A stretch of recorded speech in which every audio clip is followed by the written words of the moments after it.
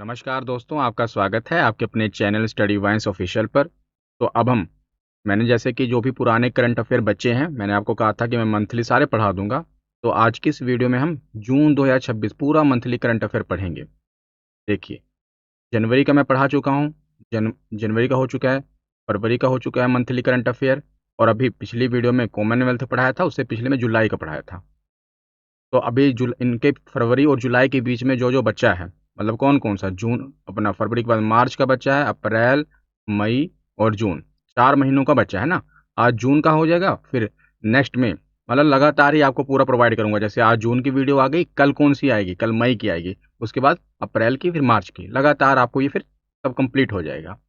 और हाँ, एक बात और, जैसे ज़्यादातर स्टूडेंट को तो वीडियो पसंद आई, लेकिन इसमें से कुछ स्टूडेंट्स कह रहे थे कि सर एमसीक्यू फॉर्म में पढ़ाओ, आप इस प्रकार से डिटेल में मत पढ़ाओ।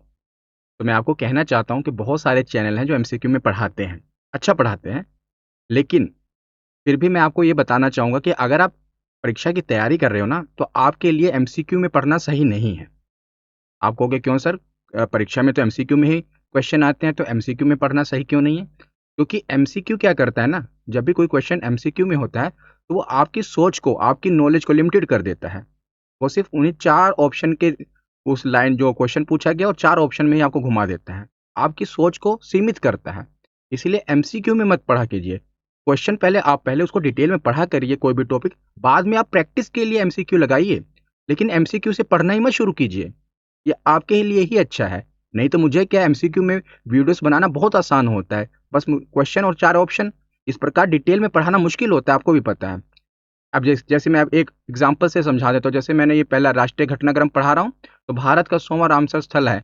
अब इसमें देखिए, इतनी सारी चीजें पढ़ाई गई कि रामसर कन्वेंशन क्या है, जो ये बना है कहाँ पर है। इससे क्या होगा कि एक ही स्लाइड्स में कितने सारे एमसीक्यू कंप्लीट के कवर हो गए, 4-5 क्वेश्चन कवर हो गए कि इसका लोकप्रिय नाम सुराह ताल है। अभी मैं एक एमसीक्यू बना दूं कि भारत का 100वां रामसर स्थल कौन सा है, तो सीधा उसमें एक ही ऑप्शन आएगा कि भैया ये वाला भारत का 100वां रामसर स्थल है, जो कि उत्तर प्रदेश के बलिया में है, जयप्रकाश नारायण पक्षी अभयारण्य।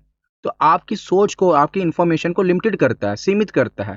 तो एमसीक्यू में कभी पढ़ा मत कीजिए। हमेशा नॉलेज को पहले अच्छे से पढ़िए, समय लगता है हर चीज में। एमसीक्यू से प्रैक्टिस कीजिए, बाद में आप लगाइए, ठीक है। तो जिनको वीडियो, और कई स्टूडेंट्स ऐसे भी थे जो ये कहते, जिन्होंने ये भी कमेंट किया कि सर बाकी लोग एमसीक्यू से पढ़ाते हैं, आप ऐसा पढ़ाते हैं, इसीलिए हम आपकी वीडियो देखते हैं। तो मैं आपको ऐसे ही पढ़ाऊंगा। मैं पहले आपको टॉपिक वाइज करंट अफेयर, जैसे इसमें भी राष्ट्रीय घटनाक्रम, फिर अंतर्राष्ट्रीय घटनाक्रम पढ़ेंगे, अपॉइंटमेंट, बुक्सोत्तर, सारा कुछ टॉपिक पढ़ाऊंगा, ताकि आपकी जो सोच है उसका विकास हो सके, इन्फॉर्मेशन आपको पूरी मिले। उसके बाद आप जो मर्जी क्वेश्चन इसमें से आए, आप कुछ भी लगाइए, ठीक है। तो चलिए बिना देरी के वीडियो को शुरू करें। और हाँ, अब इसकी जो पीडीएफ है, इसकी तो कल मिलेगी। बाकी वर्तमान में कौन क्या है, जुलाई और कॉमनवेल्थ, अभी टेलीग्राम पे वीडियो को खत्म होने के बाद आप तुरंत टेलीग्राम पे जाओगे, आपको वो अपलोड, क्या कहते हैं, पीडीएफ अपलोडेड मिलेगी। वीडियो खत्म होने के बाद कह रहा हूँ, मतलब वीडियो के 1 घंटे बाद आपको पीडीएफ तीनों अपलोडेड मिलेंगी। टेलीग्राम का जो लिंक है कमेंट सेक्शन में मैंने पिन कर दिया है, आप वहाँ से, या वीडियो के डिस्क्रिप्शन में भी study wines official Telegram channel है। 158K से ज़्यादा सब्सक्राइबर होंगे, उसी को करना टेलीग्राम पे, क्योंकि बहुत सारे फेक बने हुए हैं। चलिए अब शुरू करते हैं। तो राष्ट्रीय घटनाक्रम, पहले राष्ट्रीय घटनाक्रम पढ़ेंगे। तो भारत का 100वां रामसर स्थल कौन सा बना है? तो महत्वपूर्ण उपलब्धि है भारत के लिए कि भारत ने अपने 100वें रामसर स्थल का ऐतिहासिक जो मील का पत्थर हासिल किया है।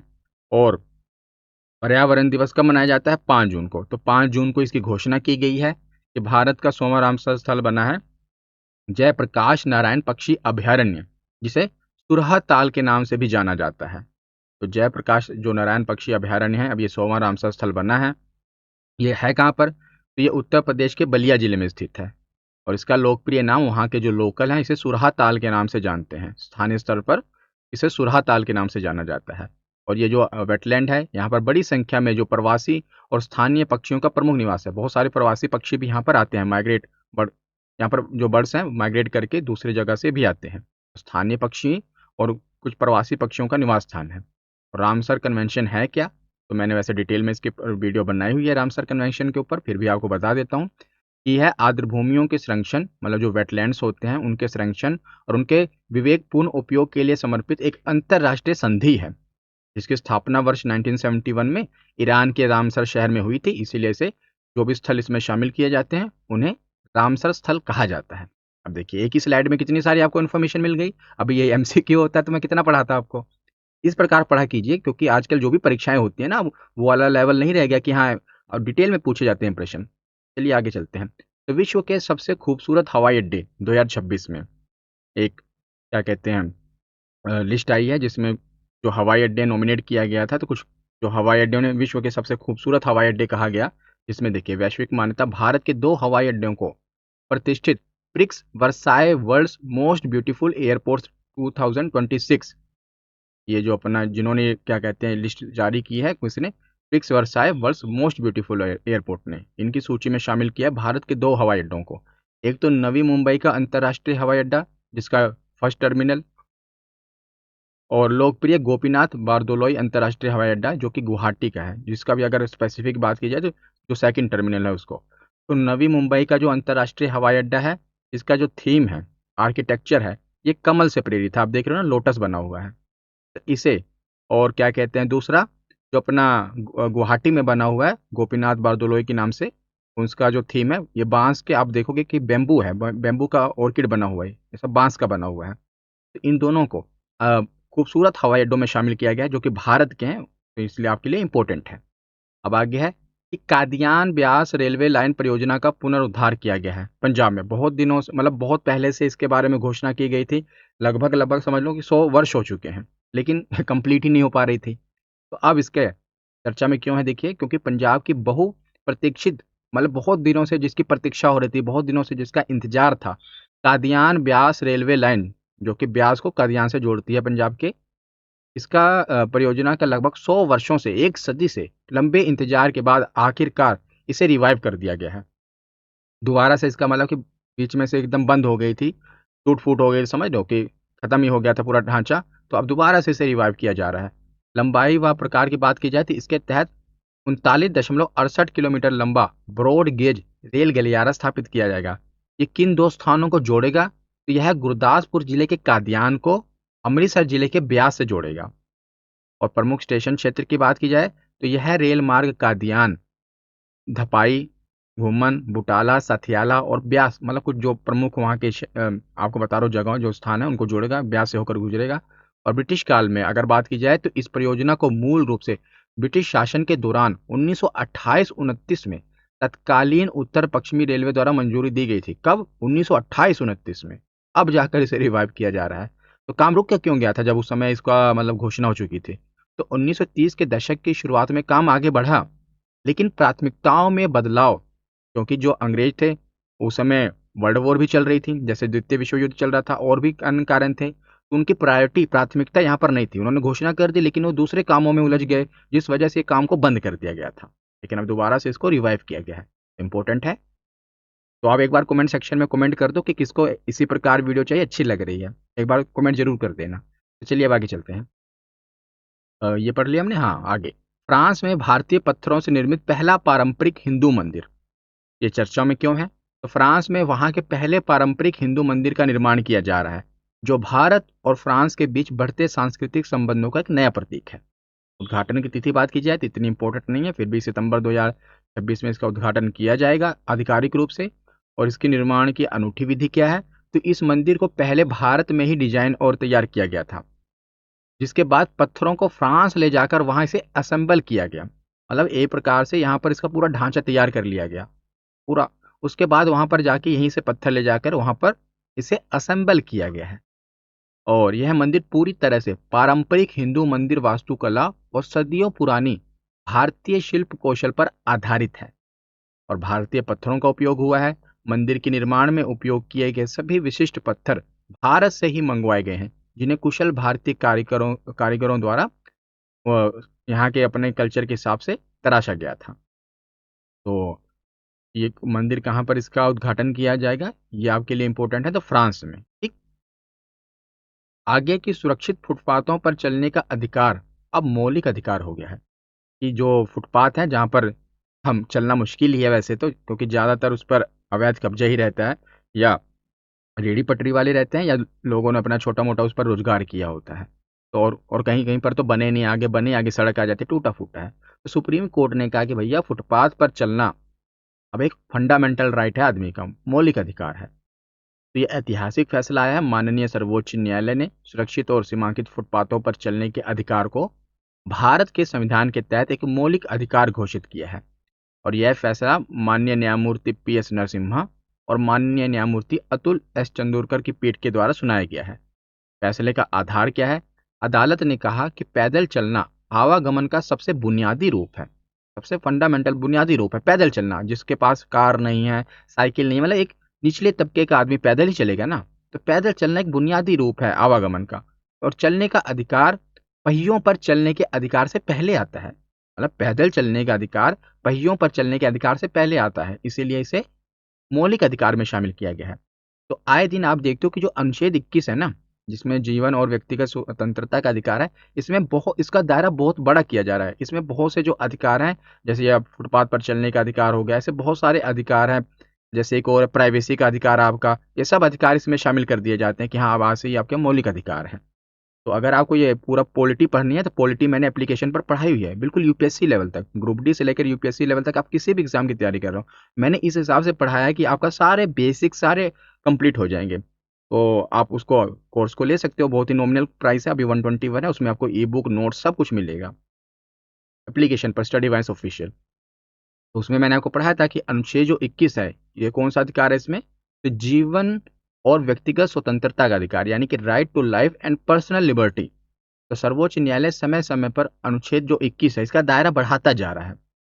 पहले जैसे जैसे इसमें क्या है, स्वच्छ पर्यावरण का अधिकार, प्राइवेसी का अधिकार, अब सुरक्षित चलने का अधिकार, ये सब शामिल इसमें किया जा रहा है। ये न्यायिक सक्रियता का एक बेहतरीन उदाहरण है। यहाँ भैया आपका जो मौलिक अधिकार है, आपके जो स्वतंत्रता का अधिकार है, ये नहीं है कि अगर एक बार संविधान बन गया तो फिक्स हो गया, नहीं। जुडिशियल एक्टिविज्म, सक्रियता के कि न्यायालय भी सक्रिय है, आपका अगर कुछ और भी अधिकार है तो इसमें शामिल किए जा रहे हैं। ठीक, तो अब आगे चले। तो अगर आपको मुझसे इकोनॉमिक्स पढ़नी है तो 99 का कोर्स है, और वहाँ पर मैंने लगभग 70 से 80% पढ़ा दिया। अभी 20% क्लासेस बाकी हैं, वही कंप्लीट कर दूंगा। आपको रिकॉर्डेड क्लासेस मिलेंगी, बाद में ई बुक मिलेगा, सब कुछ आपको स्टडी मटेरियल इसमें मिलेगा, एप्लीकेशन पर है। और आप टेस्ट पास भी ले सकते हैं, जिसमें आपको मॉक टेस्ट मिल जाएंगे सभी एग्जाम की, चाहे रेलवे, ग्रुप डी, एसएससी, जो भी एग्जाम हो। 49 में पॉलिटी मैं ऑलरेडी पढ़ा ही चुका हूँ, आप इसको भी ले ही सकते हैं। और ई बुक वगैरह भी आप एप्लीकेशन से बाय कर सकते हो, और नहीं तो आप इस नंबर पर व्हाट्सएप कर सकते हो। और टेलीग्राम चैनल जरूर ज्वाइन कर लेना, क्योंकि इस पर कुछ भी अपडेट होती है तो मैं इस पर डाल देता हूँ, और जो भी पीडीएफ वगैरह है आपको इस पर फ्री मिल जाएंगी। तो आगे है कि पीएम नरेंद्र मोदी को सेशल्स का सर्वोच्च सम्मान मिला है, guardian of the blue horizon. ये सेशल्स का सर्वोच्च सम्मान है, क्या नाम है इसका अवार्ड का? Guardian of the blue horizon. ये चर्चा में क्यों है? क्योंकि प्रधानमंत्री नरेंद्र मोदी को सेशल्स गणराज्य द्वारा अपने पहले guardian of the blue horizon राष्ट्रपति सम्मान से सम्मानित किया गया है। ठीक, मतलब सेशल के द्वारा ये पहला सम्मान दिया गया और प्रधानमंत्री नरेंद्र मोदी को दिया गया है। देखिए, सेशल गणराज्य द्वारा अपने पहले राष्ट्रपति सम्मान सम्मानित किया गया है। और पुरस्कार प्रदाता कौन है? तो यह सम्मान सेशल के राष्ट्रपति डॉक्टर पैट्रिक हार्मनी द्वारा प्रदान किया गया है। और सेशल सरकार द्वारा यह नागरिक सम्मान पीएम मोदी को वैश्विक और क्षेत्रीय स्तर पर निम्नलिखित क्षेत्रों में उनके योगदान के लिए दिया गया है, जैसे नीली अर्थव्यवस्था, यानी कि समुद्री संसाधनों के सतत व सुरक्षित प्रबंधन को बढ़ावा देने के लिए, जलवायु पर कार्रवाई करने के लिए, क्लाइमेट एक्शन यानी कि पर्यावरण संरक्षण और हरित विकास के प्रति प्रतिबद्धता के लिए, और छोटे छोटे जो द्वीप हैं, विकासशील राज्य हैं, उनको पर्यावरण लचीलेपन की रक्षा और अंतर्राष्ट्रीय सहयोग को बढ़ावा देने के लिए। ये सब वैसे आपके लिए इंपॉर्टेंट नहीं है, फिर भी मैंने आपको बता दिया। आपके लिए बस यही इंपॉर्टेंट है कि guardian of the blue horizon सर्वोच्च नागरिक सम्मान किस देश के द्वारा दिया गया है? तो सेशल्स के द्वारा दिया गया है। या पूछ लिया जाएगा सेशल्स का सर्वोच्च नागरिक सम्मान कौन सा है? तो guardian of the blue horizon. ठीक, अब आगे चलते हैं। तो पीएम नरेंद्र मोदी को स्लोवाकिया का भी सर्वोच्च सम्मान मिला है, the order of the white double cross. ये ना पुरस्कार बहुत इंपॉर्टेंट होते हैं, क्योंकि प्रधानमंत्री को दिए जाते हैं। जब भी कोई देश, याद रखिए, कोई पुरस्कार देता है, अपना सर्वोच्च नागरिक सम्मान देता है, तो नरेंद्र मोदी, मनमोहन सिंह या इनको नहीं देता, अटल बिहारी वाजपेयी को नहीं देता, वो भारत के प्रधानमंत्री को देता है, भारत के पीएम प्रधानमंत्री को ना। तो प्रधानमंत्री को जब ये पुरस्कार मिलता है तो ये बहुत इंपॉर्टेंट हो जाता है। और इस पुरस्कार से बस यही पूछा जाता है कि ये जो स्लोवाकिया है, इसका सर्वोच्च नागरिक सम्मान कौन सा दिया, तो उसका नाम पूछ लिया जाएगा। या ये पूछ लिया जाएगा कि the order of the white double cross, ये सर्वोच्च नागरिक सम्मान किस देश के द्वारा प्रधानमंत्री नरेंद्र मोदी को दिया गया? तो स्लोवाकिया। ठीक, तो यह सम्मान स्लोवाकिया के राष्ट्रपति द्वारा दिया गया है, पीटर पेलेग्रिनी द्वारा, और ऐतिहासिक क्षण था ये। अच्छा, पिछला किसी ने दिया था? हाँ, पैट्रिक हार्मनी, नाम मिलता जुलता है ना, पैट्रिक पीटर पेलेग्रिनी। और ऐतिहासिक क्षण था क्योंकि आज़ादी के बाद किसी भी भारतीय प्रधानमंत्री की स्लोवाकिया की पहली आधिकारिक यात्रा थी। और ये स्लोवाकिया का सबसे बड़ा नागरिक यानी सिविलियन और सैन्य स्टेट डेकोरेशन है। यह विशेष सम्मान केवल विदेशी नागरिकों को ही दिया जाता है। और नरेंद्र मोदी जी का, हमारे भारत के प्रधानमंत्री का, ये 33वां अंतर्राष्ट्रीय सम्मान है। अब आते हैं अंतर्राष्ट्रीय घटनाक्रम पे। राष्ट्रीय घटनाक्रम हमने पढ़ लिया। तो कंबोडिया में यूपीआई का विस्तार हुआ है। National payments corporation of India, जिसे एनपीसीआई कहते हैं, जिसके द्वारा हमारा सब यूपीआई चलता है, इसकी अंतर्राष्ट्रीय शाखा एनआईपीएल अब कंबोडिया और एसलीडा बैंक के बीच समझौता होगा। मतलब कि हमारी जो यूपीआई की अंतर्राष्ट्रीय शाखा, हमारा एनआईपीएल भारत की और कंबोडिया के एसीएलईडीए के बैंक के बीच के समझौता होगा। इसका उद्देश्य क्या है कि जो कंबोडिया है, यहाँ पर भी यूपीआई के माध्यम से भुगतान हो सके। और तकनीक तो यह भुगतान कंबोडिया के राष्ट्रीय क्यूआर कोड मानक, जैसे हमारा यहाँ यूपीआई चलता है, वहाँ KHQR चलता है। KHQR जो बाकोंग प्रणाली द्वारा संचालित है, इस पर आधारित है। तो हम इस प्रकार की इनके क्यूआर पे अपना स्कैन करके भी कर सके पेमेंट। संयुक्त राष्ट्र महासभा के 81वें सत्र के अध्यक्ष बने हैं खलीलुर रहमान। तो यूएनजीए यानी कि यूनाइटेड नेशन जनरल असेंबली के जो अब 81वां सत्र हुआ है, सेशन हुआ, इसके अध्यक्ष बने हैं खलीलुर रहमान। तो ये बांग्लादेश के हैं, अनुभवी राजनयिक हैं, जिन्हें अब यूएनजीए का 81वां सत्र का अध्यक्ष चुना गया है। उन्होंने कड़े मुकाबले में साइप्रस के एंड्रियास काकोरिस को हराया। मतलब कि जो रहमान है, इन्हें 99 वोट मिले थे, और जो काकोरिस थे, इनके बीच में कड़ा मुकाबला होता, उन्हें 91 वोट मिले थे। तो ये जीत गए। और यह 1 वर्ष का कार्यकाल होता है जनरल असेंबली में यूएन की, जो कि 8 सितंबर 2026 से शुरू होगा। अब आ गया कि संयुक्त राष्ट्र सुरक्षा परिषद, United nation security council, UNSC जिसे कहते हैं, इसके 5 नए अस्थायी अध्यक्ष सदस्य कौन बने हैं? तो संयुक्त राष्ट्र महासभा, आपको पता है ना कि जो संयुक्त राष्ट्र है, इसमें कुल 15 सदस्य होते हैं। कितने? 15, जिसमें से 5 परमानेंट होते हैं, जिन्हें स्थायी सदस्य कहा जाता है। और अभी नीचे पढ़ाऊंगा अभी आपको। और 10 होते हैं, ये परमानेंट नहीं होते, टेम्पररी होते हैं। और ये इनका क्या कहते हैं, 2-2 वर्ष पे बदलते रहते हैं। जो, क्योंकि जो परमानेंट हो तो बदलेंगे नहीं, जो टेम्पररी है वो 2-2 वर्ष में बदलते रहते हैं। तो चुनाव होता रहता है, नए नए देश इसमें शामिल होते रहते हैं, मतलब जिनका नंबर आता है आगे। तो इस बार 27-28 में के कार्यकाल के लिए सुरक्षा परिषद में 5 नए अस्थायी सदस्य कौन बने हैं? तो ऑस्ट्रेलिया, पुर्तगाल, किर्गिस्तान, त्रिनिदाद और टोबैगो और जिम्बाब्वे, ये 5 नए देश चुने गए हैं अस्थायी सदस्य के रूप में। और इनका कार्यकाल 1 जनवरी 2027 से शुरू होगा, और फिर आपको पता है ये 2 साल तक ये चलेगा। तो जैसे 1 जनवरी 2027 पूरा चलेगा, फिर 2028 तक पूरा, आखिर में 31 दिसंबर को कार्यकाल खत्म हो जाएगा। तो संयुक्त राष्ट्र सुरक्षा परिषद की जो संरचना है, मैं आपको बताया भी कि 15 सदस्य इसमें होते हैं, 5 स्थायी होते हैं, 10 अस्थायी होते हैं। स्थायी सदस्य कौन कौन से हैं, जिसे P5 कहा जाता है, परमानेंट 5, अमेरिका, ब्रिटेन, फ्रांस, रूस और चीन। और इनके पास आपको पता है वीटो पावर होती है। अस्थायी सदस्य तो 10 सदस्य होते हैं, जो क्षेत्रीय प्रतिनिधित्व के आधार पर 2 वर्षों के लिए चुने जाते हैं। जैसे इस बार ये 5 देश चुने गए हैं, और 5 पहले से ही हैं, क्योंकि उनका भी कार्यकाल खत्म नहीं हुआ है। 5 का कार्यकाल खत्म हो गया था, तो उन्हें भी चुन लिया गया। तो हर साल 5 नए सदस्यों को चुना होता है, क्योंकि कार्यकाल, अब जैसे ये इस बार इनका 5 का चुना गया, अभी पिछले 5 हैं, अगले साल उनका कार्यकाल खत्म हो जाएगा, नए 5 आएंगे, इस प्रकार चलता रहता है। तो टोटल 10 टेम्पररी रहते हैं इसमें, ठीक। आगे कि यूएई में सोशल मीडिया के लिए न्यूनतम आयु 15 वर्ष निर्धारित और एआई आयु सत्यापन लागू। तो आप देख रहे हैं कि इस समय हर देश अपने यहाँ जो नाबालिग हैं, एक तरह से जो टीनेजर हैं, उनके लिए सोशल मीडिया पर प्रतिबंध लगा रहा है। मैंने आपको पढ़ा है, फ्रांस ने लगाया, अब जैसे ब्रिटेन ने भी लगाया है, यूएई ने भी लगा दिया है, हर ऑस्ट्रेलिया ने लगाया हुआ है। क्योंकि वहाँ पर क्या है, बच्चों को अभी उनकी जो अभी छोटे छोटे बच्चे हैं, अभी स्कूल जा रहे हैं, वो सोशल मीडिया का उपयोग करते हैं, क्योंकि सोशल मीडिया में बहुत सी ऐसी चीज़ें आती हैं जो कि बच्चों के लिए अभी सही नहीं है। इसीलिए आप देख रहे हो कि जो ज़्यादातर विकसित देश हैं, पहले से ही इसको प्रतिबंध लगा रहे हैं। अभी भारत ने इस पर कोई फैसला नहीं लिया है, भारत को अभी लेना चाहिए। तो यूएई में अभी देखिए आप, ऐतिहासिक निर्णय आया है। तो यूएई ने ऑनलाइन बाल सुरक्षा को मजबूत करने के लिए सोशल मीडिया के उपयोग की न्यूनतम सीमा 15 वर्ष निर्धारित कर दी कि भैया 15 वर्ष से पहले नहीं। तो यूएई सोशल मीडिया का उपयोग के लिए राष्ट्रव्यापी न्यूनतम आयु सीमा तय करने वाला पहला अरब देश बना है। पहला अरब देश बन गया यूएई। तो 15 वर्ष से कम उम्र के बच्चे व्यक्तिगत सोशल मीडिया अकाउंट नहीं बना सकेंगे और ना ही संचालित कर सकेंगे, और वे ये व्यक्तिगत व्यक्तिगत खातों के माध्यम से पोस्ट करने, कमेंट करने, शेयर करने या सार्वजनिक समूह में भाग नहीं ले पाएंगे, प्रतिबंध है। और ब्रिटेन में 16 वर्ष से कम आयु के बच्चों के लिए भी प्रतिबंध का प्रस्ताव है। तो की स्टार्मर ने 16 वर्ष की कम आयु के बच्चों को सोशल मीडिया की घोषणा की है कि भैया ब्रिटेन में 16 वर्ष की आयु डिसाइड की गई है। आगे है कि उज्बेकिस्तान न्यू डेवलपमेंट बैंक का पहला मध्य एशियाई देश बना। तो जो संयुक्त अरब अमीरात है, इसने ऑनलाइन, ये कहाँ से आ गया? हाँ, चलिए ये तो पिछला ही है। अभी बस इतना आप यहाँ पर रखिए, ये वाला पिछली स्लाइड का ही कॉपी हो गया। एक मिनट रुकिए। हाँ, यहाँ पर था एनडीबी वर्तमान देश का विस्तार। चलिए कोई बात नहीं, यहाँ से पढ़ लीजिए। बस इतना ही। वैसे आपको याद भी रखना है कि जो उज्बेकिस्तान है, इसे न्यू डेवलपमेंट बैंक का सदस्य बना दिया गया है, और ये पहला मध्य एशियाई सदस्य बना है। इतना आपके लिए इंपॉर्टेंट है। और न्यू डेवलपमेंट बैंक है क्या? तो इसकी स्थापना वर्ष 2015 में ब्रिक्स देशों के द्वारा की गई थी। ब्रिक्स देशों में कौन कौन आता है? तो Brazil, Russia, India, China, south Africa, ये मूल संस्थापक देश हैं। और भी सदस्यों को इसमें शामिल किया गया, जैसे अब उज्बेकिस्तान को किया गया, और उज्बेकिस्तान ये पहला मध्य एशियाई देश बना है। ठीक, इसका मुख्यालय कहाँ पर है? शंघाई, चीन में है।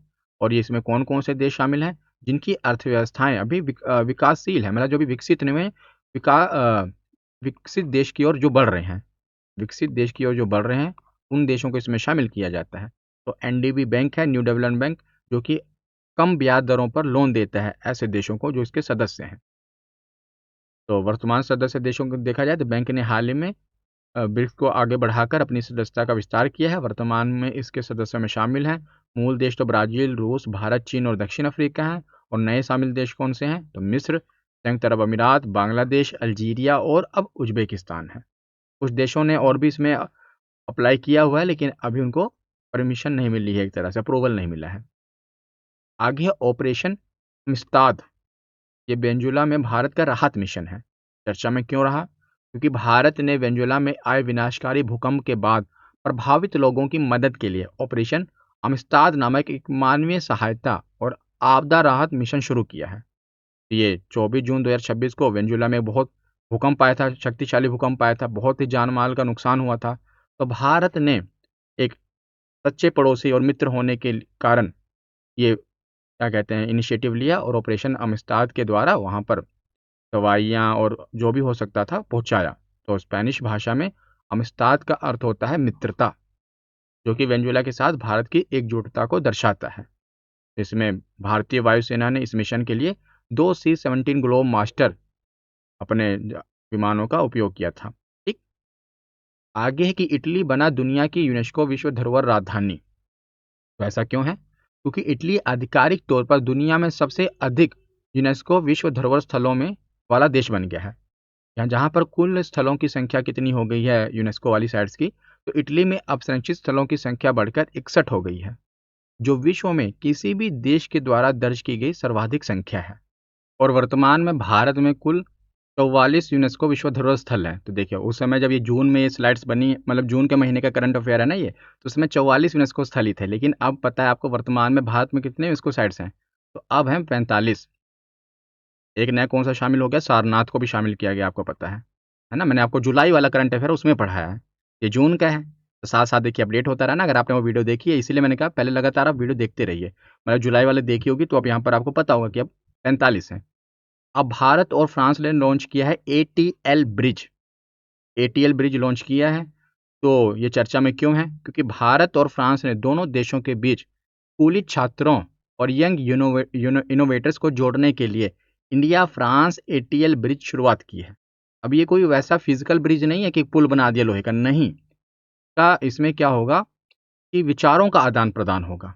एक प्रकार से भारतीय स्टूडेंट्स या भारत के जो इनोवेटर्स हैं, यंग इनोवेटर्स हैं, और फ्रांस के जो यंग इनोवेटर हैं, उनके विचारों का, आइडियाज़ का आदान प्रदान, वो ब्रिज है ये। फिजिकल कोई लोहे का पुल नहीं है। तो भारत के छात्र और फ्रांस के छात्र मिलकर विज्ञान और नई टेक्नोलॉजी जैसे AI, रोबोटिक्स, इससे जुड़े प्रोजेक्ट्स को एक साथ काम करेंगे।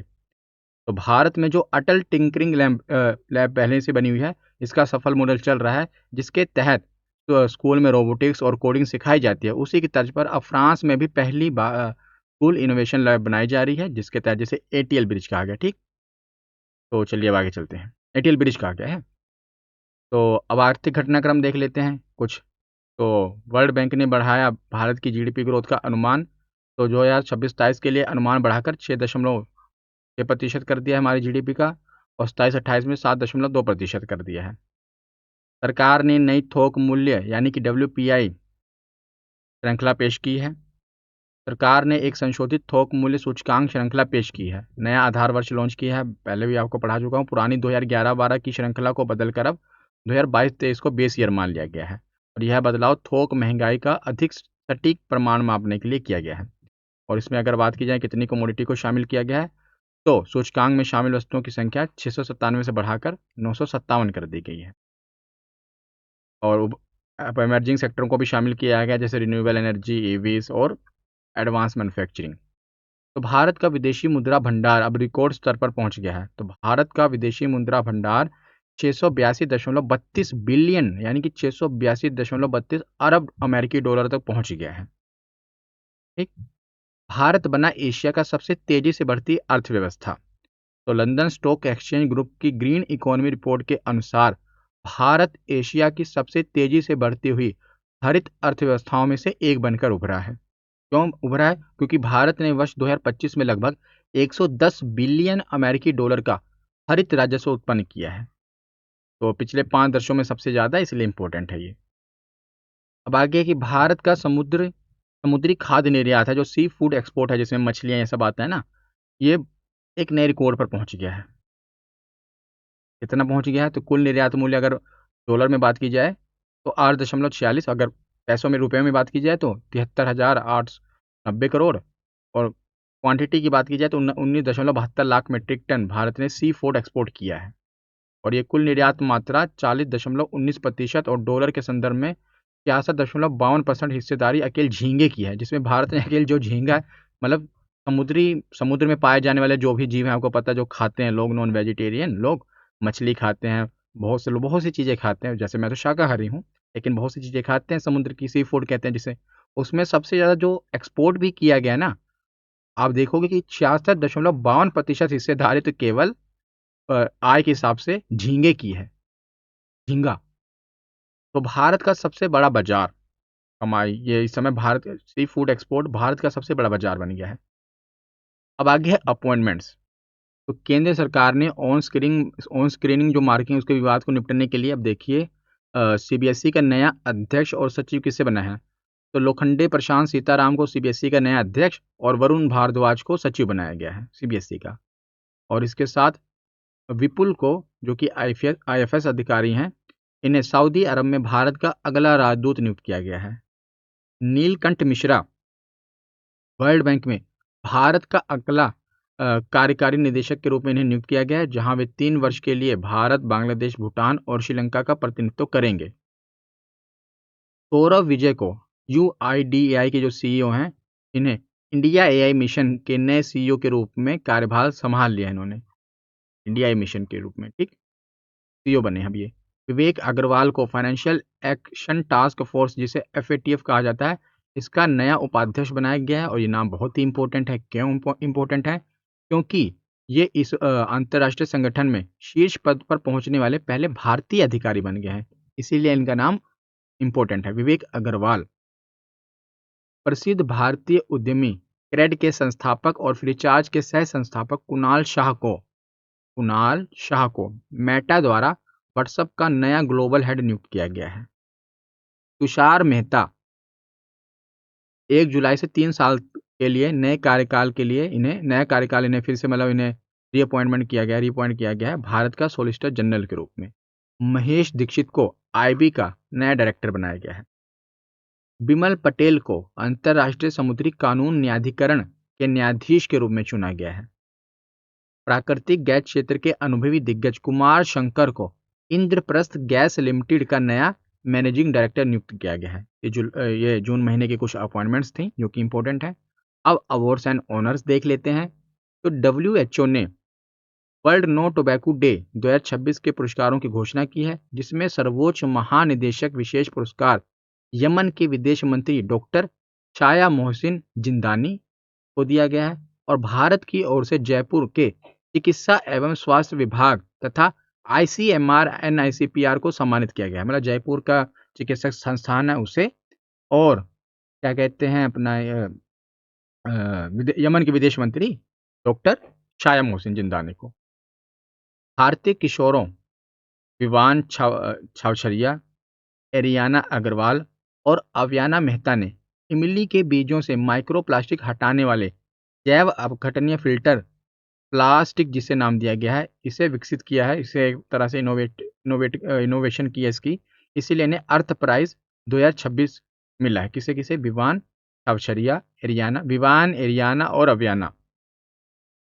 ब्रिटिश अभिनेता और सामाजिक कार्यकर्ता इर्दिस इल्बा, इनको किंग्स चार्ल्स तृतीय द्वारा नाइटहुड की उपाधि से सम्मानित किया गया है। तो जब भी नाइट, ये एक तरह से अंग्रेजों ने पहले से देते आए हैं, तो ये जिसको भी नाइटहुड की उपाधि मिलती है उसके नाम के आगे सर लगा देते हैं। सर इद्रिस इल्बा, यहाँ पर आगे लिखा होगा मैंने कहीं, जिसके बाद वे आधिकारिक तौर पर, ये देखिए, सर इद्रिस इल्बा बन गए हैं। दिग्गज फुटबॉल खिलाड़ी लियोनेल मेसी, इनको princess of Australia sports award 2026 से सम्मानित किया गया है और ये प्रतिष्ठित स्पेनिश पुरस्कार जीतने वाले इतिहास के पहले व्यक्तिगत फुटबॉलर बन गए हैं। आगे है कि पद्मश्री से सम्मानित ओडिशा की प्रसिद्ध रेत कलाकार दर्शन पटनायक, इन्हें रूस ग्रैंड सैंड मास्टर कप 2026 जीतने वाले ये पहले भारतीय बन गए हैं, जिन्होंने ग्लोबल वार्मिंग विषय पर आधारित अपनी 3 मीटर ऊंची रेत की मूर्ति बनाई थी और ये खिताब जीता है। प्रधानमंत्री नरेंद्र मोदी को उनकी स्लोवाकिया की पहली आधिकारिक यात्रा के दौरान मैंने आपको बताया था कि order of the white double cross पुरस्कार से सम्मानित किया गया है। भारतीय मूल के प्रसिद्ध वैज्ञानिक जैनेंद्र के जैन, ये भौतिकी में प्रतिष्ठित कुल्प पुरस्कार जीतने वाले भारतीय मूल के पहले व्यक्ति बन गए हैं और ये सम्मान उनके द्वारा की गई मिश्रित फार्मियन के क्रांतिकारी खोज के लिए दिया गया है। पहले भारतीय एथलेटिक्स पुरस्कार 2025 मिस्टर भाला फेंक खिलाड़ी नीरज चोपड़ा को वर्ष का सर्वश्रेष्ठ पुरुष एथलीट और पारुल चौधरी को वर्ष की सर्वश्रेष्ठ महिला एथलीट चुना गया है, जबकि दिग्गज धावक पीटी उषा को लाइफ टाइम अचीवमेंट पुरस्कार से सम्मानित किया गया है। यानी कि भारतीय एथलेटिक्स पुरस्कार में अपने नीरज चोपड़ा को सर्वश्रेष्ठ मतलब एथलीट पुरुष वाला और पारुल चौधरी को महिला वाला और लाइफ टाइम अचीवमेंट अवार्ड मिला है पीटी उषा को। आगे कि वन्य जीव संरक्षण में उत्कृष्ट योगदान के लिए 2 भारतीय महिला परवीन शेख और डॉक्टर बरखा सुभा, परवीन शेख को इंडियन स्कीमर पक्षी के संरक्षण हेतु और बरखा सुब्बा को हिमालयी सैलामेंडर के संरक्षण हेतु प्रतिष्ठित विटली पुरस्कार दिया गया है, जिसे लोकप्रिय रूप से ग्रीन ऑस्कर के नाम से जाना जाता है। दोनों भारतीय महिलाएं, इसलिए इंपॉर्टेंट है। Andhra Pradesh community managed natural farming कार्यक्रम ने फूड प्लैनेट प्राइज 2026 जीता है और यह प्राइज दुनिया का सबसे बड़ा पर्यावरणीय पुरस्कार है। तो मैंने इसमें ना अवार्ड्स एंड ऑनर्स में वही पुरस्कार कवर किए होते हैं जो कि बहुत इंपॉर्टेंट है या किसी भारतीय को मिले हैं, या ये बहुत इंपॉर्टेंट है, क्योंकि बहुत सारे पुरस्कार दिए होते हैं। आपकी खाली लिस्ट बढ़ेगी, दिमाग पे बटन बढ़ेगा और वहां से हो सकता है प्रश्न आ भी जाए, तो वो ऐसा प्रश्न है जिसका चांसेस बहुत कम है। ठीक, ये सारे इंपॉर्टेंट वाले हैं। अब हम बात करें बुक्स एंड ऑथर्स की, जो कि जून के महीने में लॉन्च हुई हैं। तो उपराष्ट्रपति सीपी राधाकृष्णन ने नई दिल्ली के उपराष्ट्रपति भवन में सांस्कृतिक रत्न भंडार भवाइयार इतिवृत्तो, यानी जिसका अर्थ है भवाइया एक सांस्कृतिक धरोहर और उसकी ऐतिहासिक सफर नामक पुस्तक का विमोचन किया है, जो कि लोकसभा सांसद डॉक्टर जयंता कुमार रॉय और सुश्री संगीता रॉय के द्वारा लिखित यह पुस्तक है, जो कि पूर्वी भारत की सबसे प्रमुख लोक संगीत परंपराओं में से एक है। जब ये रॉय आता है ना, रॉय जैसे सरनेम है रॉय, वैसे ये राय है, राय, लेकिन बंगाल में आपको पता है आ को ओ उच्चारण करते हैं, ओ, इसलिए वहां राय का रोय बन गया है। आप उनके उच्चारण के कारण राय का रोय। ठीक, वैसे ये राय होता है। जैसे अभी अब आप देखो कि बांग्लादेश का खिलाड़ी है, उसका नाम है हृदय, हृदय, लेकिन वैसे हिंदी में उसको क्या कहेंगे, हृदय कहेंगे ना, हृदय, पर वहाँ हृदय। तो इसी प्रकार राय राय होता है, उसे हृदय है ये। चलिए, वैसे जानकारी का आप क्या करेंगे, लेकिन मैंने कहा चलो चलते चलते आ गया तो बता दिया। तो आगे चले। तो बुक्स एंड ऑथर में हाँ एक पढ़ लिया। दूसरा कि वायुसेना के प्रमुख air chief marshal Amarpreet Singh ने नई दिल्ली में ग्रुप कैप्टन शुभांशु शुक्ला की आत्मकथा the second orbit belief of a man dreams of 1.4 billion hearts का विमोचन किया। बुक का नाम है द सेकेंड ऑर्बिट। तो शुभांशु शुक्ला के द्वारा ये आत्मकथा उनकी ऑटोबायोग्राफी है, जो कि आपको पता है अंतरिक्ष में गए थे उसमें, स्पेस स्टेशन में। तो भारतीय ओलंपिक संघ की जो अध्यक्ष हैं पीटी उषा ने और हॉकी इंडिया के अध्यक्ष दिलीप टर्की ने नई दिल्ली के नई दिल्ली में के अरुमुगम द्वारा लिखित पुस्तक, लेखक कौन है, के अरुमुगम, और बुक का नाम क्या है, India's first Olympic gold hockey triumph at Amsterdam, इसका विमोचन किया है। तो ये 1928 के एम्स्टर्डम ओलंपिक में भारत का पहला ऐतिहासिक स्वर्ण पदक जो हॉकी टीम लेके आई थी उसका बारे में इसमें बताया गया है। आगे है रैंक्स एंड रिपोर्ट्स। तो ग्लोबल पीस इंडेक्स अगर देखा जाए तो ग्लोबल पीस इंडेक्स में भारत की रैंकिंग क्या है। ये Institute of Economics and Peace के द्वारा जारी की गई ये रैंकिंग होती है, जिसमें 163 देशों का आकलन किया गया है। और वैश्विक शांति में गिरावट देखी गई कि मतलब वर्ल्ड की शांति गिरावट देखने को मिलेगी, हर जगह तो युद्ध ही चल रहा है। तो दुनिया भर में शांति का स्तर लगातार 12वें वर्ष गिरावट दर्ज की गई है और कुल 99 देशों में शांति का स्तर पहले से गिरा है। शीर्ष देश कौन सा रहा है, तो आइसलैंड। आइसलैंड लगातार 19वें वर्ष दुनिया का सबसे शांतिपूर्ण देश बना हुआ है।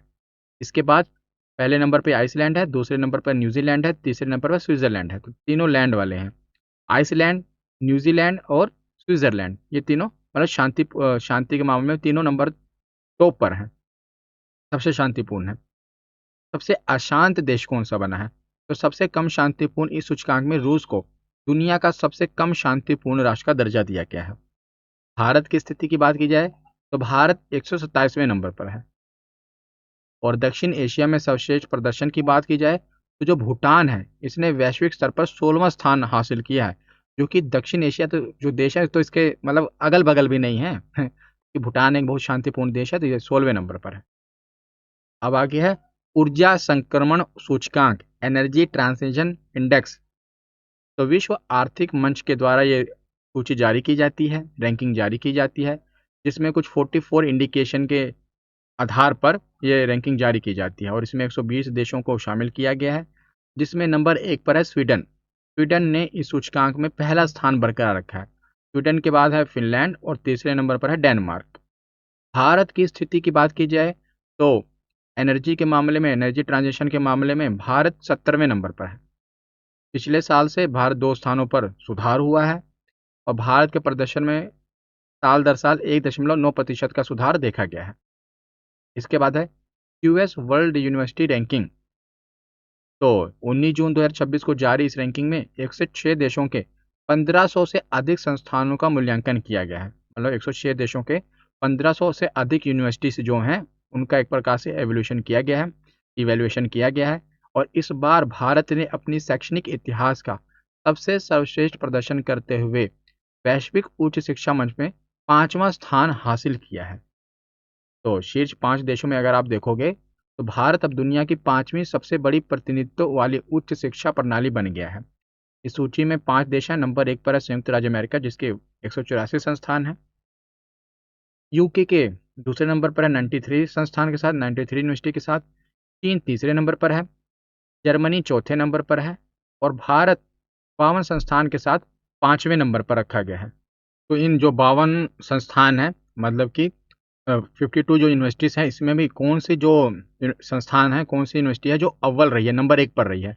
भारत की बात करें तो आईआईटी दिल्ली। तो भारतीय संस्थानों में आईआईटी दिल्ली वैश्विक स्तर पर 100, वैसे वर्ल्ड की रैंकिंग के हिसाब से देखा जाए तो 118वें नंबर पर है, लेकिन भारत में नंबर 1 पर है, भारत के उस हिसाब से, ठीक। तो और भारत में सर्वोच्च रैंकिंग वाला संस्थान बना है। जैसे भारत के 52 संस्थान है ना, इसमें नंबर 1 पर है। और वर्ल्ड के हिसाब से देखा जाए तब भी 118वीं रैंकिंग है अभी। जो हमारी टॉप है वो वर्ल्ड के हिसाब से 118वें पायदान पर है। और अन्य शीर्ष संस्थान की बात की जाए तो भारत की ओर से ज़्यादातर आईआईटी, यही आपको पता है कि इसमें प्रदर्शन अच्छा करेंगे। IIT Bombay, IIT Madras, IIT Kharagpur और भारतीय विज्ञान ये सब इसमें शामिल हैं, ठीक। यहाँ पर मैंने जो टॉप 10 है उनकी रैंकिंग बता दी आपको, जो कि वर्ल्ड की टॉप 10 यूनिवर्सिटीज़ हैं। सबसे पहली है मैसाचुसेट्स इंस्टीट्यूट ऑफ टेक्नोलॉजी, जिसे MIT कहा जाता है, संयुक्त राज्य अमेरिका की है। दूसरी है स्टैनफोर्ड विश्वविद्यालय, ये भी अमेरिका की है। तीसरा इंपीरियल कॉलेज, ये यूके की है। ऑक्सफोर्ड यूके में। विदेश महाविद्यालय, ये यूके अपना अमेरिका की है। आप देखिए, किसी भी देश को अगर तरक्की करना है ना, ये हथियार ये सब छोड़ दीजिए, अगर वहाँ का जो एजुकेशनल इंस्टीट्यूशन है, अगर वो देश वहाँ उसमें नंबर मतलब दूसरे देश के लोग अगर वहाँ पर आके पढ़ना चाहें, उनका सपना हो कि भैया हमें इस यूनिवर्सिटी में जाकर पढ़ना है, तो वो देश अपने आप ही विकसित देशों में शामिल हो जाएगा और वो उसको विश्व गुरु कहने की और क्लेम करने की जरूरत नहीं हो, खुद ही विश्व गुरु बन जाएगा। भारत विश्व गुरु कब था? जब यहाँ पर तक्षशिला, नालंदा जैसे यूनिवर्सिटीज थी, जहाँ पर दूर दूर के दूसरे देश के लोग आकर पढ़ना चाहते थे। अभी आजकल भारतीयों का, किसी भी भारतीय को कहा जाए कि आपको ऑक्सफोर्ड यूनिवर्सिटी में पढ़ने का मौका मिलेगा, फ्री पढ़ मतलब स्कॉलरशिप मिलेगी, तो कौन नहीं पढ़ना चाहेगा? सब चाहते हैं कि स्टैनफोर्ड यूनिवर्सिटी में, कैम्ब्रिज यूनिवर्सिटी में पढ़ना चाहते हैं। तो ये देखिए ना, रैंकिंग में ही ये आगे हैं। और ये देश भी आप देखिए तरक्की के मामले में कितना आगे हैं। संयुक्त राज्य अमेरिका हो गया, यूके हो गया, है ना, आगे हैं कि नहीं? क्योंकि वहाँ पर अच्छी अच्छी यूनिवर्सिटीज़ हैं। जब ऐसे संस्थान होंगे जहाँ दूसरे देश के लोग भी आएंगे, उनका भी योगदान होगा और वहाँ पर अच्छी रिसर्च वगैरह होगी, तो वहाँ के जो विद्यार्थी निकलेंगे वो अपने देश की तरक्की के बारे में सोचेंगे कि नहीं सोचेंगे? जाहिर सी बात है, सोचेंगे। देश का विकास करेंगे जहाँ इतना वो होगा। तो अपनी यूनिवर्सिटीज़ अगर रैंकिंग में आगे आएंगी ना, तो देश का विकास अपने आप हो जाएगा, कहने की ज़रूरत नहीं पड़ेगी। आज आप देखिए कि जो ये जनजी के जो आंदोलन हो रहे हैं, थोड़ा सा भी अभी कोई ये ऑपोजिशन पार्टी नहीं है, मैं इनको एक तरह से वो नहीं कर रहा हूँ कि हाँ, लेकिन फिर भी अ, जो काम ऑपोजिशन का है एक हिसाब से कर रहे हैं ना ये कॉकरोच वाले तो उसी प्रकार से क्यों, जब पढ़ा लिखा युवा आगे आएगा, शिक्षा के मामले में भारत आगे होगा जिस दिन, उस दिन भारत अपने आप ही विश्व गुरु बनेगा। तो चलिए आगे चलते हैं, बहुत हो गया अपना ये। तो महत्वपूर्ण व्यक्तियों के निधन पढ़ते हैं। तो कुछ जो जून महीने में कुछ व्यक्तियों के जो निधन हुए जो कि आपके लिए इंपॉर्टेंट है। तो राजा रणधीर सिंह, ये 5 बार के ओलंपिक शूटर और दिग्गज खेल प्रशासक रहे हैं, जिन्होंने 1978 के एशियाई खेलों में ट्रैप शूटिंग में भारत के लिए पहला स्वर्ण पदक जीता था। तो राजा रणधीर सिंह इंपॉर्टेंट है नाम। गौरी देवी, ये संगीत नाटक अकादमी और राजस्थान रत्न पुरस्कार से सम्मानित प्रसिद्ध मांड लोक नायिका हैं। मांड लोक नृत्य है जो कि वहाँ का, जो कि अपने कालजयी लोकगीत केसरिया बालम आपने सुना होगा, उसके लिए जानी जाती हैं। इन्हीं का ही है केसरिया बालम। राजकुमारी बजर किथियाबा माहिडोल, ये थाईलैंड की राजकुमारी और संयुक्त राष्ट्र की संभावना राजपूत रह चुकी हैं, जो कि इन्होंने महिलाओं को और जेल जेल सुधारों के अधिकारों के लिए काफ़ी काम किया था। थाईलैंड की राजकुमारी, तो इनका भी देहांत हो गया है। भारती राजा, 6 राष्ट्रीय फिल्म पुरस्कार जीतने वाले, 6 नेशनल फिल्म अवार्ड मिले हैं भारती राजा को। ये दिग्गज तमिल फिल्म निर्माता थे, तमिल सिनेमा में इनका काफ़ी योगदान रहा है। जसपाल राणा, तो पद्मश्री, अर्जुन और द्रोणाचार्य पुरस्कार से सम्मानित भारत के दिग्गज अंतर्राष्ट्रीय पिस्टल शूटर शूटर जिन्होंने मनु भाकर और सौरभ चौधरी जैसे एथलीटों को निखारा है। तो जसपाल राणा काफी इंपॉर्टेंट नेम है।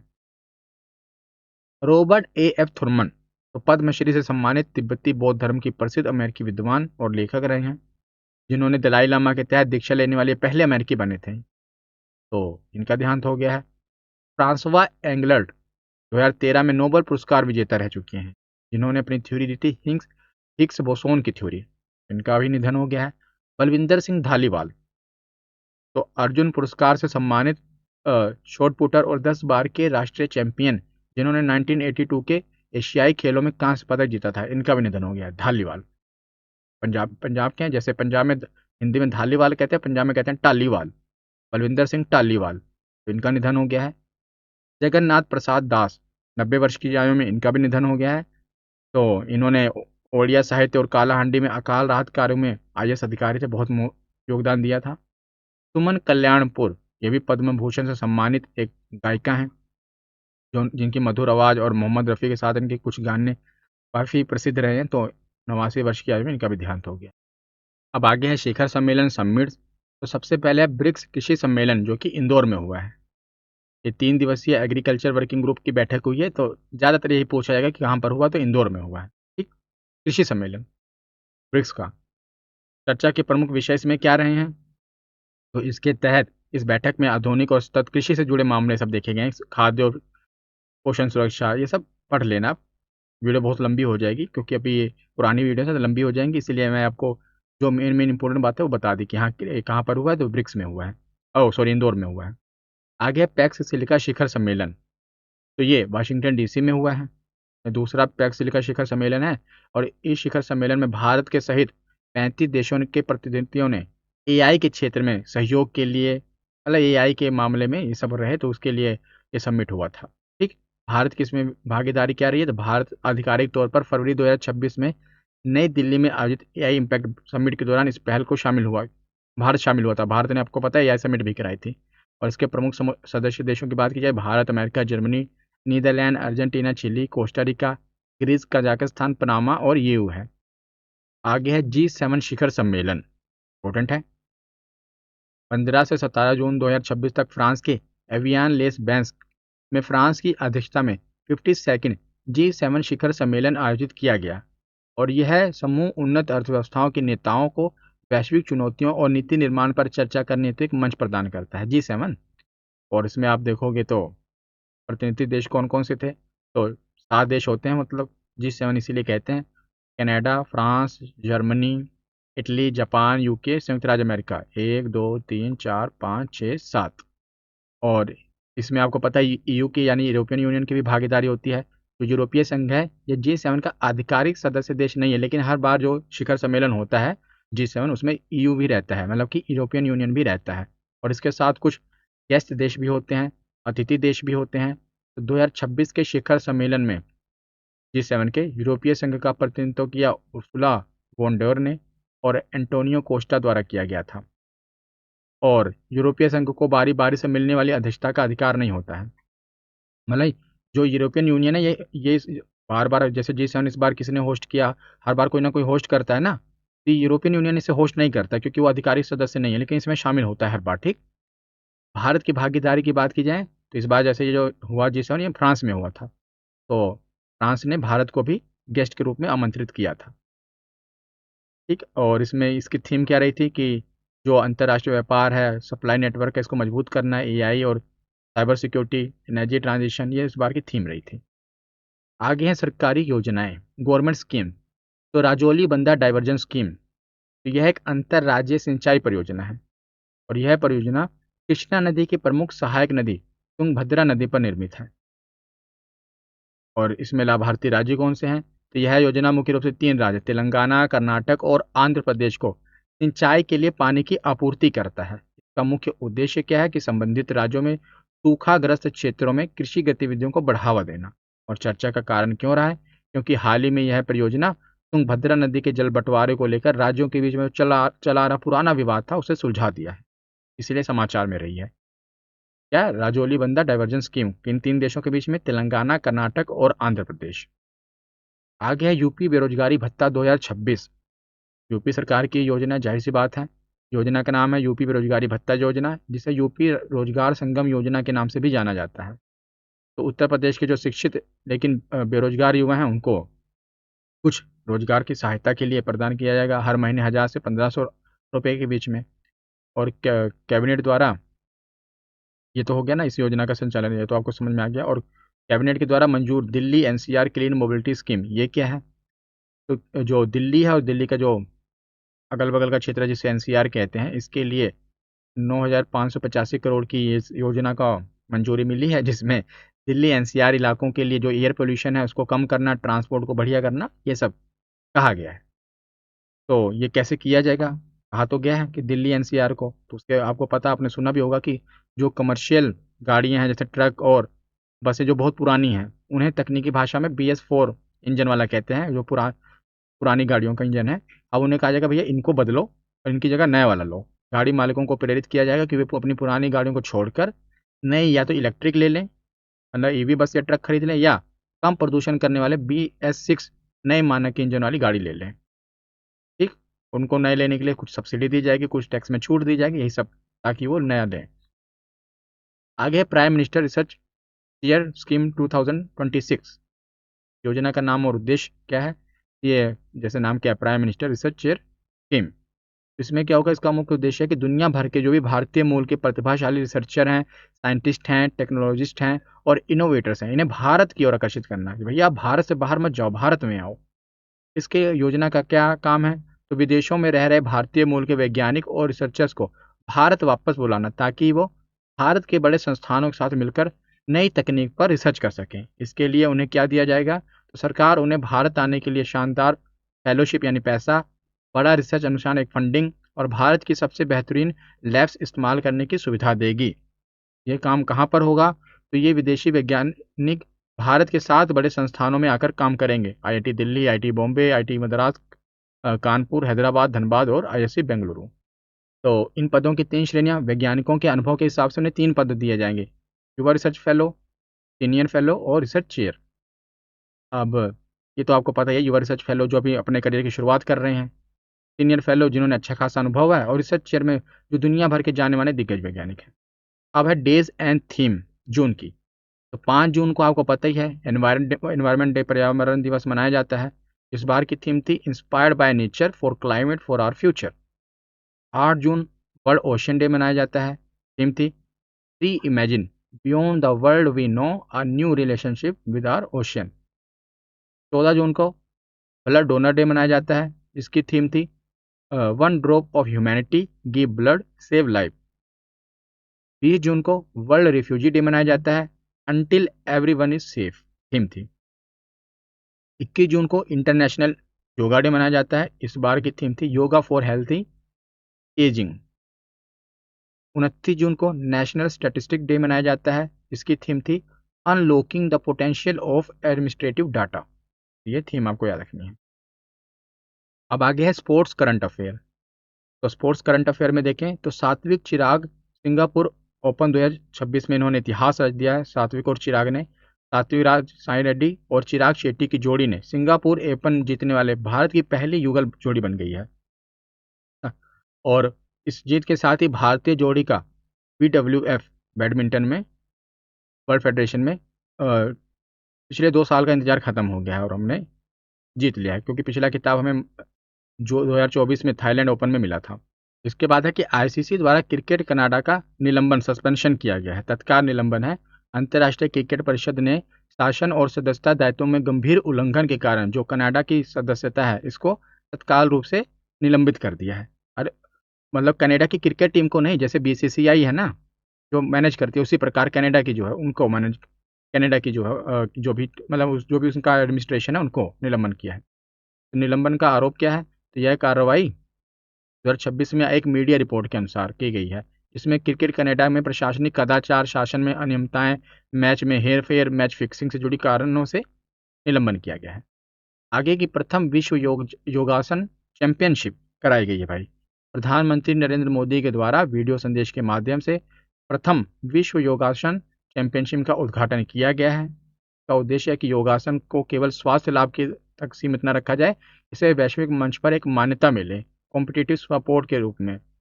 तो यह योगासन को समर्पित पहला अंतर्राष्ट्रीय आयोजन है जिसे दुनिया भर के एथलीट हिस्सा ले रहे हैं। अहमदाबाद में ये हुआ है क्योंकि ज़्यादातर चीज़ें अहमदाबाद में ही होती हैं। अब कॉमनवेल्थ गेम होगा वो भी अहमदाबाद ही होस्ट करेगा। इस ऐतिहासिक शहर में चैंपियनशिप का आयोजन भारत की समृद्ध सांस्कृतिक विरासत को अंतर्राष्ट्रीय मंच पर रेखांकित करता है। आगे है आर प्रज्ञानंद। नॉर्वे शतरंज 2026 में इन्होंने एक ऐतिहासिक रिकॉर्ड बनाया है। पहले भारतीय चैंपियन बने हैं ये जीतने वाले नॉर्वे शतरंज। चेन्नई में जन्मे 20 वर्षीय ग्रैंड मास्टर आर प्रज्ञानंद प्रतिष्ठित नॉर्वे शतरंज टूर्नामेंट जीतने वाले पहले भारतीय खिलाड़ी बन गए हैं। इन्होंने इसलिए बेहद ऐतिहासिक उपलब्धि है क्योंकि इन्होंने महान जो चेस प्लेयर हैं विश्वनाथन आनंद और मौजूदा विश्व चैंपियन डी गुकेश जैसे भारतीय दिग्गज को भी ये जो टूर्नामेंट है इसमें आज तक जीत नहीं पाए थे, लेकिन 18 अंकों के साथ ये नंबर 1 पर है आर प्रज्ञानंद। तो आगे है फ्रेंच ओपन में। आपको पता है कि जो पुरुष एकल महिला एकल वाला ज़्यादा इंपॉर्टेंट होता है, बाकी युगल वाले अगर आप चाहें तो याद कर लेना। तो जो फ्रेंच ओपन है पुरुष में किसने जीता, तो अलेक्जेंडर जेवरेव ने, और महिला वाला मीरा एंड्रीवा ने। और जो अलेक्जेंडर जेवरेव हैं ये जर्मनी के स्टार खिलाड़ी हैं और अपने करियर का पहला ग्रैंड स्लैम खिताब जीतकर इतिहास रच दिया है। इससे पहले भी 3 बार ग्रैंड स्लैम फाइनल में हार चुके हैं, तो इसलिए इम्पोर्टेंट बन जाता है। और जो मीरा एंड्रीवा हैं जिन्होंने मतलब महिला एकल का जीता है, ये अपना पहला ग्रैंड स्लैम खिताब इन्होंने भी जीता है। वह पिछले कई वर्षों से सबसे कम उम्र की महिला फ्रेंच ओपन चैंपियन बन गई, मतलब इन्होंने भी पहला जीता है, इन्होंने भी पहला जीता है, इसलिए इंपॉर्टेंट है। तो आगे चलते हैं। सैफ वुमेन चैंपियनशिप 2026, तो छठी बार चैंपियन। तो भारतीय महिला फुटबॉल टीम ने रिकॉर्ड छठी बार सैफ महिला चैंपियनशिप का खिताब जीत लिया है और 7 साल का सूखा समाप्त हुआ है। इस जीत के साथ ही भारत का इस क्षेत्रीय टूर्नामेंट में 7 साल का लंबा इंतजार खत्म हुआ है। भारत ने इससे पहले आखिरी बार 2019 में एक खिताब जीता था, अब जाकर 7 सालों बाद जीता है। ये कहाँ पर हुआ था? ये मैच गोवा के फाइनल में जो है वो गोवा के मंडगांव में स्थित पंडित जवाहरलाल नेहरू स्टेडियम में खेला गया था और भारत ने मौजूदा चैंपियन बांग्लादेश को 3-1 से करारी शिकस्त दी है। सर्वश्रेष्ठ खिलाड़ी की बात की जाए, मोस्ट वैल्यूएबल प्लेयर की, तो सनफिदा नोंगराम भारत की। सर्वश्रेष्ठ गोलकीपर का अवार्ड मिला है पंथोई चानू। शीर्ष स्कोरर कौन रहे हैं? तो वो भी अवेका सिंह भारत की रहे हैं, इन्होंने कुल 4 गोल दागे। और फेयर प्ले अवार्ड मिला है नेपाल को। तो ये सैफ महिला चैंपियनशिप है क्या?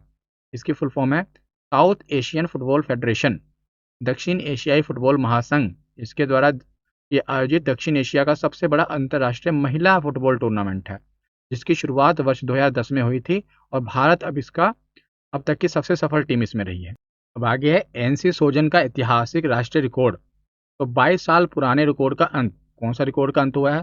तो नया नेशनल रिकॉर्ड बना है। केरल की 25 वर्षीय लॉन्ग जंपर एनसी सोजन ने महिलाओं की लंबी कूद में 6.88 मीटर की ऐतिहासिक छलांग लगाकर नया नेशनल रिकॉर्ड बना दिया है।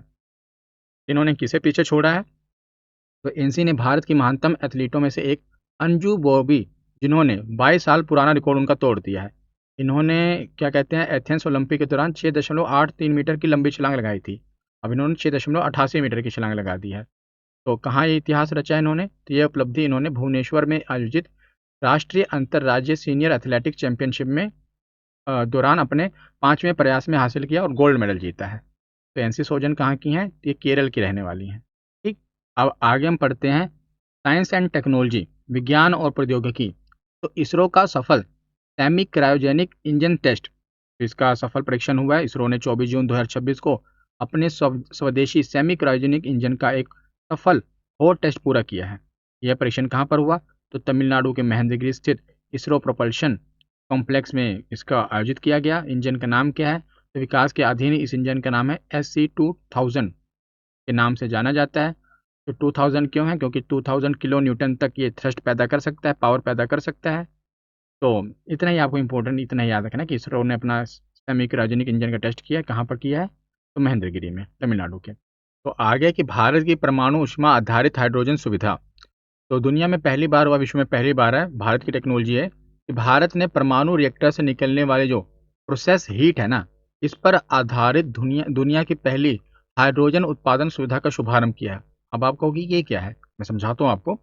पहले क्या होता था, जो परंपरागत विधि है कि हाइड्रोजन बनाने के लिए बिजली या नेचुरल गैस की जरूरत होती थी, लेकिन यह सुविधा बिजली के बजाय सीधा परमाणु रिएक्टर की ऊष्मा का उपयोग करके हम पानी से हाइड्रोजन अलग करते हैं।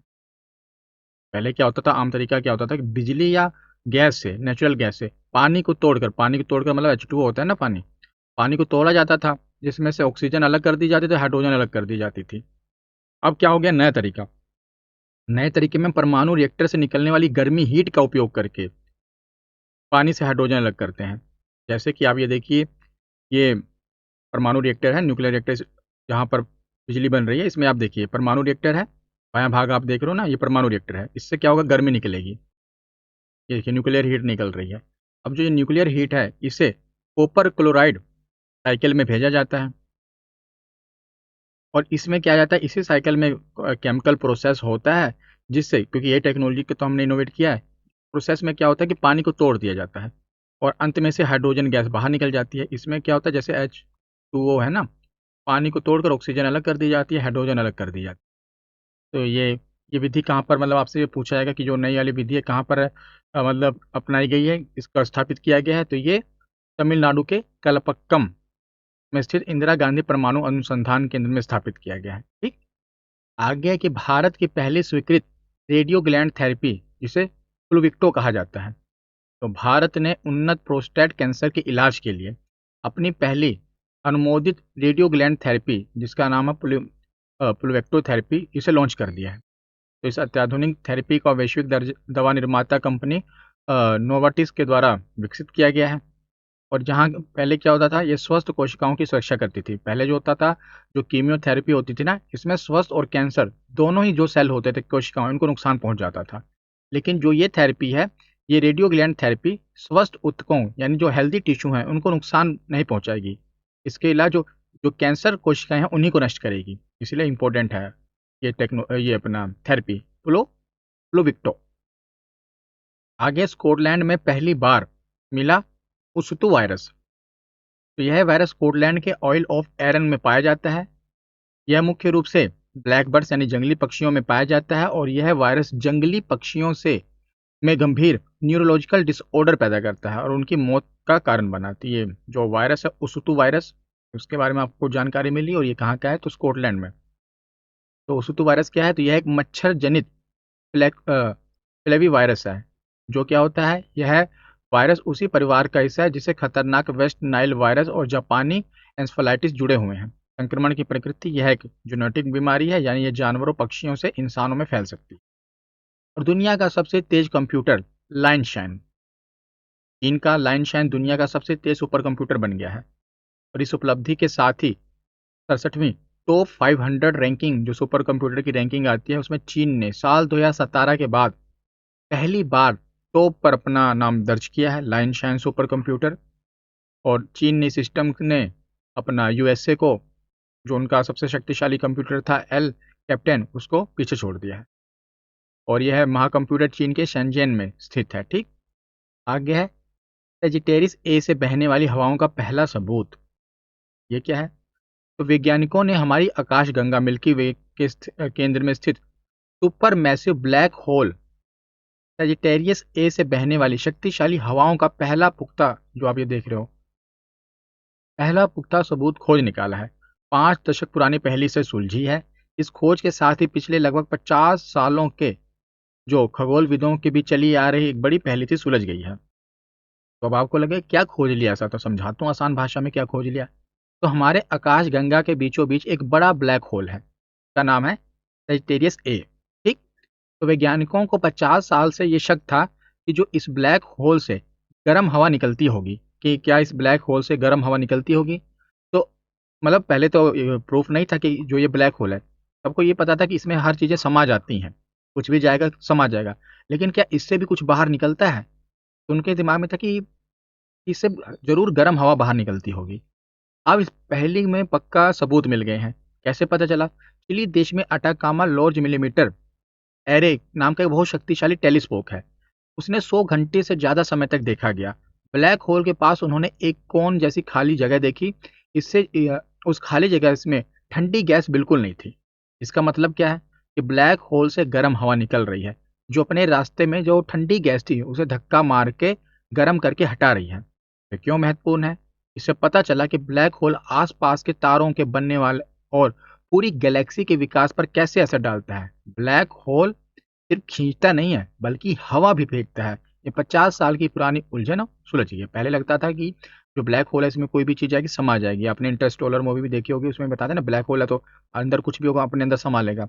लेकिन ये खाली खींचता नहीं है, गर्म हवा भी फेंकता है। ये पहली सुलझी। ठीक, और आगे चलते हैं अब। तो आगे रक्षा और सुरक्षा, डिफेंस सिक्योरिटी के फील्ड में तो एडमिरल कृष्णा स्वामीनाथन को एडमिरल दिनेश कुमार त्रिपाठी के स्थान पर, मतलब जो कृष्णा स्वामीनाथन है, ये चीफ ऑफ नेवल स्टाफ बन गए हैं। जनरल एन एस राजा सुब्रमण्यम ने 31 मई 2026 को जनरल अनिल चौहान के स्थान पर भारत के नए चीफ डिफेंस स्टाफ के रूप में कार्यभार संभाला है। रुद्रम 2 स्वदेशी हमारे भारत की इंडिजीनियस है, जो कि वायु से यानी कि एयर टू सरफेस मार करने वाली तीक्ष्ण निर्देशित मिसाइल, जिसे डीआरडीओ ने लॉन्च किया है। तो ये रुद्रम 2। लेफ्टिनेंट जनरल धीरज सेठ इन्हें चीफ ऑफ आर्मी स्टाफ नियुक्त किया गया है। अभ्यास खान क्वेस्ट 2026 ये मिलिट्री एक्सरसाइज है जो कि मंगोलिया के उलान बतर में आयोजित किया गया है, जिसमें भारतीय सेना की जाट रेजिमेंट जवानों के सहित 40 सदस्य दल भाग ले रहे हैं। मरीन कमांडो के लेफ्टिनेंट कमांडर सूरज प्राशर को राष्ट्रपति द्रौपदी मुर्मू द्वारा भारत के तीसरे सबसे बड़े शांतिकालीन वीर पुरस्कार शौर्य चक्र से सम्मानित किया गया है। शौर्य चक्र से मरीन कमांडो लेफ्टिनेंट कमांडर सूरज प्राशर को। विनीत मैकार्थी ने भारत के एकमात्र एकीकृत ट्राई सर्विस कमांड अंडमान और निकोबार कमांड के कमांडर इन चीफ का पद संभाला है। उसके बाद है, भारतीय वायुसेना अपने मौजूद लड़ाकू विमानों के रखरखाव के लिए यूनाइटेड किंगडम से नो रिटायर्ड स्पेस कैट जैगुआर विमान खरीदेगी। जो वहाँ पर रिटायर कर दिए गए हैं, भारतीय वायुसेना उन्हें खरीद रही है।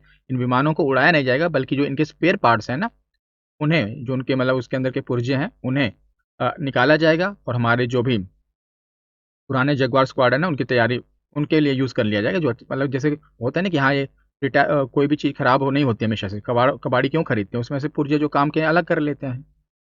तो अब हमने पूरा पढ़ लिया, अब हम प्रैक्टिस सेट लगाते हैं। तो मैं हमेशा की तरह प्रैक्टिस सेट में कुछ ऐसे क्वेश्चन भी रखता हूँ जो कि पीछे मैंने नहीं पढ़ाए, ताकि वो यहाँ पर कवर हो जाए। जैसे किस राज्य सरकार ने आदर्श शहर समृद्धि योजना शुरू की है? तो ये शुरू की है छत्तीसगढ़ ने। ऑप्शन सी, छत्तीसगढ़ सरकार ने नगर पालिकाओं और नगर पंचायतों के समग्र विकास के लिए ये योजना शुरू की है। कौन सी? आदर्श शहर समृद्धि योजना। अगला प्रश्न है कि भारत सरकार ने किस केंद्र शासित प्रदेश में 2 नए स्पेशल इकोनॉमिक जोन, जिन्हें एसईजी कहा जाता है, एसईजेड कहा जाता है, नोटिफाई किए हैं? तो ये अपना कौन सा? पुडुचेरी। भारत सरकार ने मई में 2026 में पुडुचेरी में नोटिफाई किए हैं। अगला प्रश्न है कि वर्ल्ड नो टोबैको डे कब मनाया जाता है? तो नो टोबैको डे मनाया जाता है मई में, 31 मई में। किस 5 बार के ओलंपियन शूटर का 79 साल की उम्र में निधन हो गया है? तो 5 बार के ओलंपियन शूटर हैं राजा रणधीर सिंह का निधन हो गया है। 18 लाल सितारों वाला नया इंडियन रेलवे लोगो किस जोन के बनने का निशान है? तो एक नया रेलवे जोन बना है, जिसको पहले आपको पता, जो रेलवे का लोगो था उसमें 17 स्टार थे, लेकिन अब 18 हो गया क्योंकि नया जोन बना है। तो कौन सा जोन बना है? मैं यहाँ पर प्रैक्टिस सेट मैंने आपको बताया ना, अलग क्वेश्चन होंगे, ताकि पिछले क्वेश्चन तो मैंने हम पढ़ ही लिया, पिछले तो आपने पढ़ ही लिए, लेकिन यहाँ पर कुछ आपको अलग, जो कि वन लाइनर क्वेश्चन अलग मिलेंगे। तो साउथ कोस्टर्न रेलवे, ऑप्शन बी। और ये मई में मैं आपको पढ़ा दूंगा ये सारा। India's Olympic gold hockey Triumph of Amsterdam किताब किसने रिलीज़ की है? ये किताब किसने रिलीज़ की है? ये हमने पढ़ाई है, पीटी उषा और डॉक्टर दिलीप टर्की ने, जिसमें जो हमारा पहला गोल्ड मेडल आया था वो वाला हॉकी का इसमें है। अगला प्रश्न है, किस उर्दू शायर और पद्मश्री का 91 वर्ष की आयु में निधन हो गया है? तो 91 वर्ष की आयु में बशीर बद्र का, ऑप्शन बी इसका सही जवाब है। भोपाल में इनका निधन हुआ है। अर्थ प्राइज जीतने वाली पहले भारतीय टीनेजर कौन बने हैं?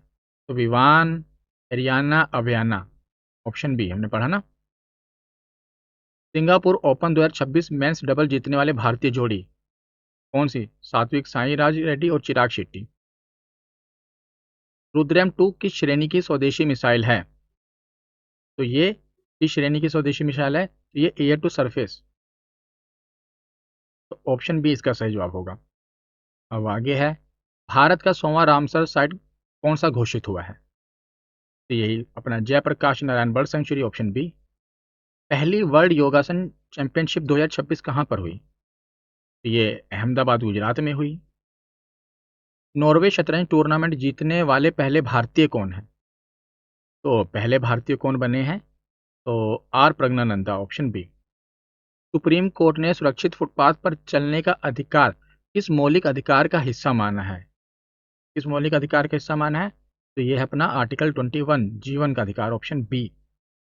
और अगला प्रश्न है कि 30 जून 2026 से अगले चीफ ऑफ आर्मी स्टाफ कौन है? ये चीफ ऑफ आर्मी स्टाफ बने हैं धीरज सेठ, जनरल लेफ्टिनेंट जनरल धीरज सेठ। इंटेलिजेंस ब्यूरो के अगले डायरेक्टर के तौर पर किसे नियुक्त किया गया है? तो महेश दीक्षित को नियुक्त किया गया है।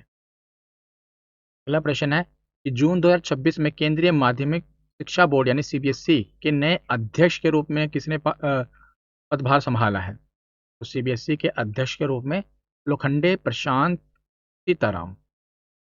5 जून को प्रतिवर्ष मनाए जाने वाले विश्व पर्यावरण दिवस के वैश्विक समारोह की मेजबानी कौन सा देश कर रहा है? तो इसका कर रहा है अजरबैजान के बाकू में, तो ऑप्शन ए। अगला प्रश्न है कि उत्तर प्रदेश का सुरहद ताल, जिसे हाल ही में भारत का 100वां रामसर स्थल नामित किया गया है, ये किस जिले में स्थित है? तो ये उत्तर प्रदेश के बलिया जिले में स्थित है, ऑप्शन बी। फ्रेंच ओपन 2026 में पुरुष एकल खिताब जीतकर अपना पहला ग्रैंड स्लैम चैंपियनशिप किसने जीता है? तो पुरुष एकल खिताब किसने जीता है फ्रेंच ओपन में? तो पहली बार जीता भी है, तो अलेक्जेंडर जेवरेव। ऑप्शन सी इसका सही जवाब है। जून 2026 में चंद्रमा के दक्षिणी ध्रुव पर जल बर्फ की खोज के लिए चैंगी 7 मिशन की घोषणा किस देश की अंतरिक्ष एजेंसी के द्वारा की गई है? नाम से ही क्लियर है, जब चैंग चुंग ऐसा कुछ नाम आता है तो चाइना का ही होता है। ऑप्शन सी इसका सही जवाब होगा। जून 2026 में चीन की अंतरिक्ष एजेंसी, जिसे CNSA कहते हैं, चाइनीस एजेंसी है जो स्पेस एजेंसी, इसने चंद्रमा के दक्षिणी ध्रुव पर जल और बर्फ की खोज की है, वाटर आइस की खोज की है। अगला प्रश्न है कि जून 2026 में फ्रांस यात्रा के दौरान प्रधानमंत्री नरेंद्र मोदी किस अंतर्राष्ट्रीय शिखर सम्मेलन में इन्होंने भाग लिया था? तो इन्होंने G7 समिट में भाग लिया था, जिसे फ्रांस यात्रा के दौरान, आपको पता है, तो ऑप्शन सी। अगला प्रश्न है कि फीफा वर्ल्ड कप के किसी मैच की स्टार्टिंग 11 में जगह बनाने वाले पहले भारतीय मूल के फुटबॉलर कौन बने हैं? तो ये वन लाइनर क्वेश्चन है जो मैंने पीछे नहीं पढ़ाया है, आप यहाँ पर आपको कवर हो जाएगा। बताइए कौन बने हैं फीफा वर्ल्ड कप में पहले भारतीय मूल के फुटबॉलर बने हैं? तो निशान वेलुपिल्लाई, ऑप्शन सी। अगला प्रश्न है कि अंतर्राष्ट्रीय योगा दिवस की थीम बताइए। तो अंतर्राष्ट्रीय योगा दिवस की थीम क्या है? तो ये रहा, योगा फॉर हेल्दी एजिंग। तो ऑप्शन बी इसका सही जवाब होगा। उसके बाद है कि 25 जून को मनाया जाने वाला संविधान हत्या दिवस निम्नलिखित में से किस घटना की स्मृति में मनाया जाता है? तो संविधान हत्या दिवस आपको पता है कि बीजेपी सरकार ने इसे मतलब 25 जून को संविधान हत्या दिवस के रूप में मनाने के लिए कहा है। और किसके कारण, मतलब किस घटना की स्मृति में मनाया जा रहा है? तो संविधान हत्या दिवस को 1975 में जो इमरजेंसी लागू की थी ना, उसमें मनाया जा रहा है। तो इसका सही जवाब होगा ऑप्शन बी। 1975 में जो राष्ट्रीय आपातकाल लागू किया गया था, इसके लिए।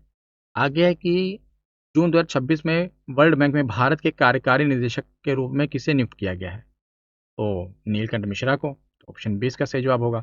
तो आज की वीडियो यहीं पर खत्म होती है। कैसी लगी ये वीडियो कमेंट सेक्शन में जरूर बताना। टेलीग्राम पे आपको इसकी PDF मिल जाएगी। धन्यवाद।